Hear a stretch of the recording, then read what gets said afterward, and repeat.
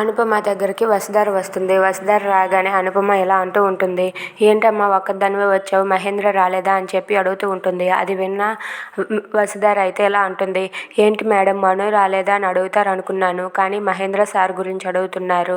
అయినా మీ ఇద్దరి మధ్య ఉన్న బంధం గురించి మాకు చెప్పలేదు.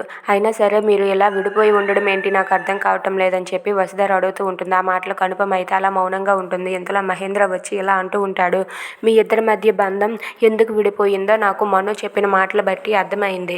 మను ఏమన్నాడంటే, ఆ రోజు నేను మా ఇద్దరు విడిపోవడానికి కారణం నేను అడిగిన ఒక్క ప్రశ్న, ఆ ప్రశ్నకి మా అమ్మ సమాధానం చెప్పకుండా దయచేసి ఇంకెప్పుడు నువ్వు నన్ను అమ్మ అని పిలవద్దు అని మా అమ్మ నాకు చెప్పేసింది అని చెప్పి మను అంటాడు. ఆ మాటలు విని మహేంద్ర అయితే ఇక్కడ అనుపమతో మొత్తం అంతా చెప్పి, నువ్వు అలా చేయబట్టే కదా మను అలా దూరంగా ఉన్నాడు, ఇప్పుడు నేను అడుగుతున్నాను చెప్పు అనుపమ, మను కన్న తండ్రి ఎవరు అనుపమ అని చెప్పి మహేంద్ర అయితే అనుపమను అడుగుతాడు. అది విన్న అనుపమ అయితే ఒక్కసారిగా షాక్ అవుతుంది. నిన్నే అనుపమ అడుగుతున్నది, మను కన్న తండ్రి ఎవరు చెప్తావా లేదా అని చెప్పి అంటూ ఉంటాడు. ఆ మాటలకు అనుపమ అయితే అలా మౌనంగా మహేంద్ర వైపు చూస్తూ ఉండిపోతూ ఉంటుంది. అయినా సరే ఏం సమాధానం చెప్పకుండా అలా మౌనంగా ఉంటుంది. Thanks for watching friends. Please subscribe our channel.